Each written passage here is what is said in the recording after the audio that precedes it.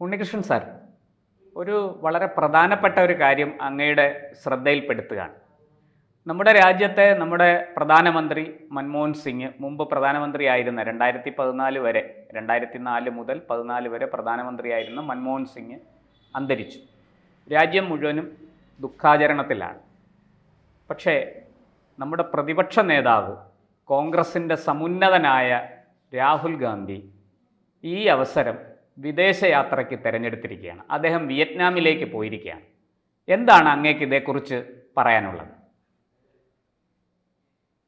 നമ്മുടെ രാഷ്ട്രം ഔദ്യോഗികമായി ദുഃഖം ആചരിക്കുകയാണ്. ഔദ്യോഗികമായി ദുഃഖം ആചരിക്കുക എന്ന് പറയുന്നത് നമ്മുടെ ദേശീയ പതാക പകുതി താഴ്ത്തിക്കെട്ടിയിരിക്കുകയാണ്. എല്ലാ ഔദ്യോഗികമായിട്ടുള്ള പ്രധാന പരിപാടികളെല്ലാം നിർത്തിവെച്ചിരിക്കുകയാണ്. എന്തിന്? BJPയുടെ രാഷ്ട്രീയ പൊളിറ്റിക്കൽ പ്രോഗ്രാംസ്, ഈ ദുഃഖാചരണ സമയത്ത് വരുന്ന പ്രോഗ്രാംസ് എല്ലാം അവർ നിർത്തിവെച്ചിരിക്കുകയാണ്. പാർട്ടി സംബന്ധമായ മീറ്റിങ്ങുകളെ, ചർച്ചകളെ, പൊതുയോഗങ്ങളോ ഒക്കെ BJP നിർത്തിവെച്ചിരിക്കുകയാണ് ദുഃഖാചരണത്തിന്റെ ഭാഗമായിട്ട്. കേരളത്തിൽ പലരും ശ്രദ്ധിച്ചു കാണും, ശിവഗിരി തീർത്ഥാടനവുമായി ബന്ധപ്പെട്ട് രാജ്യസഭ ഡെപ്യൂട്ടി ചെയർമാൻ ശ്രീ ധങ്കർ എന്നല്ലേ, അദ്ദേഹം ഇവിടെ ഒരു പ്രഭാഷണത്തിന് വരാമെന്നിരുന്നു. അദ്ദേഹവും വരുന്നില്ല. ഔദ്യോഗിക ദുഃഖാചരണത്തിന്റെ ഭാഗമായിട്ട് അദ്ദേഹം എത്തിച്ചേരുന്നില്ല എന്ന് ശിവഗിരിയിൽ അറിയിച്ചിട്ടുണ്ടെന്നാണ് മാധ്യമങ്ങളിൽ നിറഞ്ഞത്. അങ്ങനെ രാഷ്ട്രം ഈ ദുഃഖം ആചരിക്കുകയാണ്. ഭാരതത്തിന്റെ 10 വർഷം പ്രധാനമന്ത്രിയായിരുന്ന, നമ്മുടെ സാമ്പത്തിക കാര്യങ്ങളിലൊക്കെ നിർണായകമായി തീരുമാനങ്ങൾ എടുത്ത, പ്രതിപക്ഷത്തു നിന്ന് പോലും വ്യക്തിപരമായ അഴിമതി ആരോപണങ്ങൾ ഉന്നയിക്കാത്ത, എല്ലാവർക്കും സമ്മതനായ, എന്നാൽ അദ്ദേഹത്തിന്റെ ഭരണരംഗത്തെ നിസ്സഹായാവസ്ഥയും അദ്ദേഹത്തിന്റെ മേളിൽ അദ്ദേഹത്തിന് ഉപദേശിക്കാൻ നാഷണൽ അഡ്വൈസറി കൗൺസിൽ എന്ന് പറഞ്ഞൊരു കൗൺസിൽ ഉണ്ടാക്കി ശ്രീമതി സോണിയാഗാന്ധി അതിന്റെ ചെയർപേഴ്സണായിട്ടിരുന്ന് അദ്ദേഹത്തിന് ഉപദേശിച്ചൊക്കെ അദ്ദേഹത്തിന്റെ ഒരുപക്ഷെ അങ്ങനെയൊക്കെയുള്ള സംഭവ വികാസങ്ങളോട് ഒപ്പം ഉണ്ടെങ്കിൽ തന്നെയും മൻമോഹൻ സിംഗിന്റെ തിളക്കത്തിന് ഇതൊന്നും ഒട്ടും കുറവ് വരുത്തിയില്ല. അദ്ദേഹത്തിന്റെ മരണത്തോടനുബന്ധിച്ച് ധാരാളം വിവാദങ്ങൾ രാഹുൽ ഗാന്ധിയുടെ നേതൃത്വത്തിലുണ്ടായി. അദ്ദേഹത്തിന്റെ ശവസംസ്കാര അന്ത്യവിശ്രമ സ്ഥലം, സ്മാരകം, അങ്ങനെയൊക്കെയുള്ള ധാരാളം വിവാദങ്ങൾ അവരുണ്ടാക്കി. ഈ വിവാദങ്ങളൊക്കെ കത്തി നിൽക്കുമ്പോൾ ശ്രീ രാഹുൽ ഗാന്ധി പുതുവത്സര ആഘോഷത്തിന് വേണ്ടി വിയറ്റ്നാമിലേക്ക് പോയി എന്നാണ് പല മാധ്യമങ്ങളിൽ നിന്നും മനസ്സിലാകുന്നത്. ഇത് ഈ പാർട്ടിക്ക് ഉണ്ടാക്കുന്ന അവമതിപ്പ്, പ്രതിപക്ഷ നേതാവിന് ഉണ്ടാകുന്ന സ്വീകാര്യത, അദ്ദേഹം കാട്ടിക്കൂട്ടുന്ന കാര്യങ്ങൾക്കുണ്ടാകുന്ന സീരിയസ്നെസ് വീണ്ടും ആളുകൾക്ക് പഴയതുപോലെ സംശയത്തിനിട നൽകിയിരിക്കുകയാണ്. ഇതിന്റെ ഏറ്റവും ദൗർഭാഗ്യകരമായ കാര്യം, അല്ലെങ്കിൽ ഇതിന്റെ ഒരു ഐറോണിക്കലായിട്ടുള്ള കാര്യം, ഈ രാഹുൽ ഗാന്ധി എപ്പോഴും യാത്രയിലാണ്. അദ്ദേഹത്തിനോടൊപ്പം നിന്ന് ഈ പാർട്ടിയെ, ഈ ഏറ്റവും പഴക്കമുള്ള ഭാരതത്തിലെ ഈ പാർട്ടിയെ ശക്തിപ്പെടുത്താനുള്ള കഴിവുറ്റ വലിയൊരു നേതൃത്വം ഈ പാർട്ടിയിൽ ഉണ്ടായിരുന്നു. ഒരുപക്ഷെ മരണം കൊണ്ട് അഹമ്മദ് പട്ടേലിനെ പോലുള്ളവരില്ലാതായി. ഗുലാം നബി ആസാദ്, അദ്ദേഹം ഈ പാർട്ടിയുടെ ഒരു നെടുന്തൂണായിരുന്നു. ന്യൂനപക്ഷ ജനങ്ങളിൽ നിന്നുള്ള, എന്നാൽ ദേശീയതയ്ക്ക് വളരെയധികം പ്രാധാന്യം നൽകുന്ന പാർട്ടിയുടെ എക്കാലത്തെയും ഒരു നെടുന്തൂണായിരുന്നു അദ്ദേഹം രാജിവെച്ചു പോയി. അദ്ദേഹത്തിന്റെ രാജിക്കത്തിൽ എടുത്തു പറഞ്ഞൊരു സംഭവമുണ്ട്. മൻമോഹൻ സിംഗിന്റെ ഓർഡിനൻസ് വലിച്ചു കീറിയ കാര്യം അദ്ദേഹത്തിന്റെ രാജിക്കത്തിൽ പ്രത്യേകം സൂചിപ്പിച്ചിരുന്നു. രാഹുൽ ഗാന്ധി ഓർഡിനൻസ് വലിച്ചു കീറിയതും ഒക്കെയുള്ള ഇത്തരമുള്ള അച്ചടക്ക രാഹിത്യമായി അദ്ദേഹത്തിന്റെ രാജിക്കത്തിൽ പ്രത്യേകം എടുത്ത് കാണിച്ചിരുന്നു.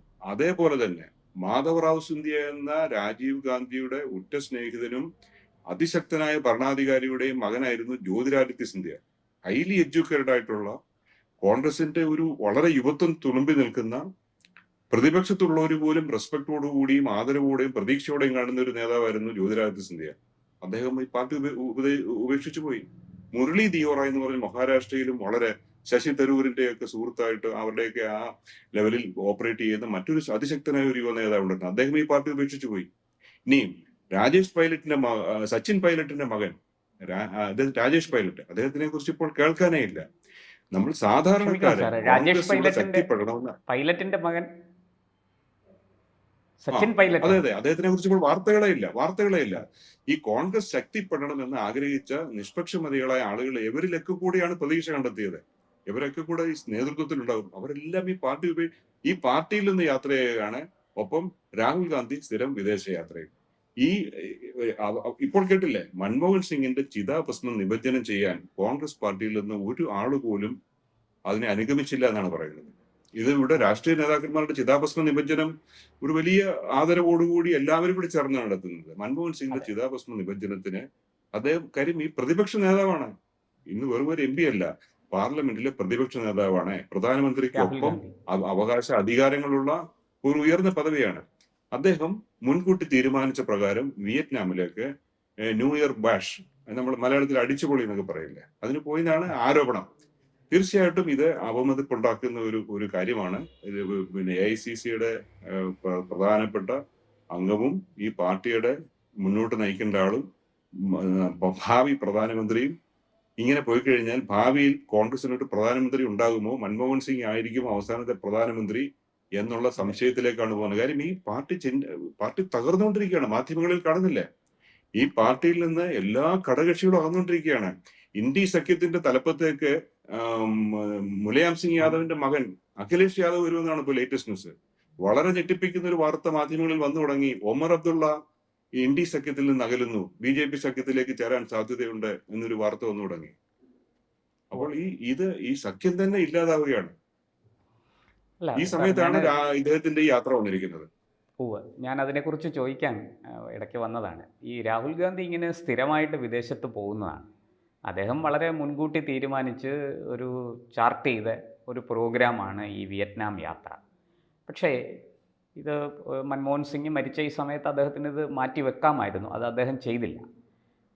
ഒരു കാര്യം ഞാൻ അതിനകത്ത് ചോദിക്കാൻ ആഗ്രഹിക്കുന്നത്, ഈ സ്ഥിരമായിട്ട് അദ്ദേഹം വിദേശത്ത് പോയി ഇന്ത്യ ഗവൺമെൻറ്റിനെയും ഇന്ത്യയിലെ ഭരിക്കുന്ന പാർട്ടിയെയും നമ്മുടെ പ്രധാനമന്ത്രിയെയും ഒക്കെ സ്ഥിരമായിട്ട് കുറ്റപ്പെടുത്താറാണ് ഉള്ളത്.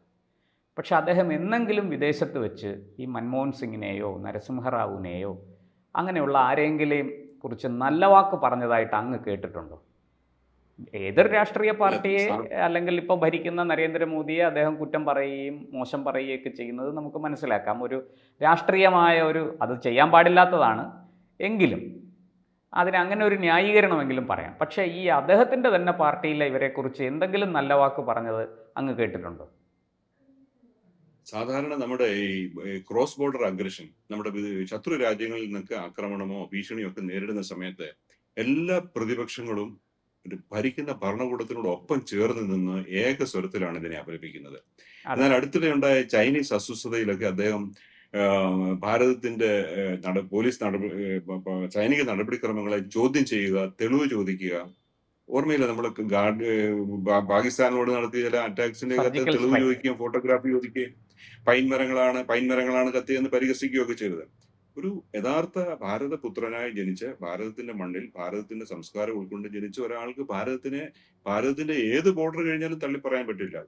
ഇപ്പം ഡയസ്പോറ, നമ്മുടെ വിദേശ രാജ്യങ്ങളിൽ പോയി ഛിന്ന ഭിന്നമായി താമസിക്കുന്ന ഇന്ത്യക്കാർ നമ്മുടെ ആളെ കാണുമ്പോൾ ഒത്തുകൂടുന്നത് ആ ഭാരതം എന്നുള്ള വികാരമാണ് ഈ ഡയസ്പോറയെ സ്പ്രെഡ് ചെയ്ത് കിടക്കുന്ന ജനതയെ ഒന്നിപ്പിക്കുന്നത്. ഒരിക്കലും നമ്മളത് ഒരു ഭാരതത്തിനോട് 100% കൂറ് പുലർത്തുന്ന ഒരു മാനസികാവസ്ഥയിൽ വരേണ്ട അഭിപ്രായങ്ങളല്ല ഇദ്ദേഹത്തിൽ നിന്ന് പലപ്പോഴായിട്ട് വരുന്നത്. കാരണം അദ്ദേഹത്തിന് ഈ പാർട്ടി തന്നെ ഇപ്പോൾ നിലനിർത്തിക്കൊണ്ടു പോകുന്നത്, അദ്ദേഹം പാർലമെന്റിൽ MP ആണ്, അദ്ദേഹത്തിന്റെ സഹോദരി MP ആണ്, അദ്ദേഹത്തിന്റെ അമ്മ മത്സരിക്കാനുള്ള പല കാരണങ്ങളും രാജ്യസഭ MP ആണ്. അപ്പൊ ഇപ്പൊ നമ്മുടെ രാഷ്ട്രത്തിന് തന്നെ പ്രധാനപ്പെട്ട 3 MP സൗകര്യങ്ങളും ഒക്കെ അവര് അവൈൽ ചെയ്തുകൊണ്ടിരിക്കുകയാണ്. അപ്പോൾ ഈ പാർട്ടി ഞാൻ ഒരു ഉദാഹരണം കൂടി പറയാം. ശശി തരൂരിനെ പോലെ അന്താരാഷ്ട്ര തലത്തിൽ ശ്രദ്ധിക്കപ്പെടുന്ന, ഇന്ത്യ ഒട്ടാകെ എല്ലാവരും ആദരവോടും ബഹുമാനത്തോടും പ്രതീക്ഷയോടും കാണുന്ന ഒരു സ്റ്റേറ്റ്സ്മാനാണ് ശശി തരൂർ. അദ്ദേഹം ഈ കോൺഗ്രസിന്റെ വർക്കിംഗ് പ്രസിഡന്റായിട്ട് മത്സരിച്ചത് എല്ലാവർക്കും ഓർമ്മയുള്ളതാണല്ലോ. അദ്ദേഹത്തിന് ഈ കുടുംബത്തിൽ നിന്നുള്ള പിന്തുണയില്ലായിരുന്നു. പകരം കൊണ്ടുവന്ന ആളുടെ ഖാർഗെയാണ് ഉള്ളത്. എനിക്കൊന്ന് അദ്ദേഹം കർണാടകത്തിൽ ഒരിക്കൽ പോലും മുഖ്യമന്ത്രി പോലും ആകാത്ത ഒരു കോൺഗ്രസ് നേതാവാണെന്ന് തോന്നുന്നു. അപ്പൊ അദ്ദേഹത്തിനെ കൊണ്ടുവന്ന് വിജയിപ്പിച്ചെടുത്ത് ഇവരുടെ ആജ്ഞാനുവർത്തിയായി നിലനിർത്തുന്ന ഒരു സംവിധാനമാണുള്ളത്. അങ്ങനെ ഉള്ളം കയ്യിലുള്ള ഒരു പാർട്ടി അദ്ദേഹത്തിന്റെ സൗകര്യാർത്ഥം ഇവിടെ വരുമ്പോൾ ചില പ്രതിഷേധങ്ങളും ഒക്കെ കാണിക്കുന്നു. ഇപ്പോഴും അദ്ദേഹം ഒരു പ്രതിപക്ഷ നേതാവ് എന്നുള്ള നിലയിൽ ഘടകകക്ഷികൾക്കിടയിൽ അംഗീകാരം കിട്ടുന്നില്ല. പിന്നെ ഇങ്ങനെ ജനങ്ങൾക്കിടയിൽ കിട്ടും. ഈ മഹാരാഷ്ട്രയിൽ നടന്ന തെരഞ്ഞെടുപ്പിലും ഒക്കെ കോൺഗ്രസ് നേരിട്ട പതനം കണ്ടില്ലേ? എവിടൊക്കെ പതനം ഉണ്ടാകുന്നു അന്നൊക്കെ ഇലക്ട്രോണിക് വോട്ടിംഗ് മെഷീനെ കുറ്റം പറയുക, അങ്ങനെ വീണ്ടും വീണ്ടും പരിഹാസ്യനാവുക. അതായത് ഭാരതത്തിന്റെ ജനാധിപത്യത്തിൽ ശക്തനായ ഒരു പ്രതിപക്ഷ നേതാവ് വേണമെന്നുള്ളത് നിഷ്പക്ഷരായ എല്ലാവരും ആഗ്രഹിക്കുന്നതാണ്. ആ രംഗത്തേക്ക് ഇദ്ദേഹത്തിന് വരാൻ കഴിയുന്നില്ല. ആ പൊസിഷനോട്, ആ സ്ഥാനത്തിനോട് നീതി പുലർത്താൻ കഴിയുന്നില്ല. ഈ പറയുന്ന കാര്യങ്ങളും വോക്ക് ദി ടോക്ക് എന്ന് പറയുന്നില്ല, പറയുന്ന കാര്യങ്ങളും ചെയ്യുന്ന കാര്യങ്ങളും തമ്മിലുള്ള അന്തരം ഇതെല്ലാം ആളുകൾ ശ്രദ്ധിച്ചുകൊണ്ടിരിക്കുകയാണ്. അതുകൊണ്ട് തന്നെ ഈ പ്രതിപക്ഷ സഖ്യം ദിവസേന എന്നോണം ഛിന്ന ഭിന്നമായി മാറിക്കൊണ്ടേയിരിക്കുന്നു. പ്രതിപക്ഷ സഖ്യം ഇല്ലാതാകുന്നു.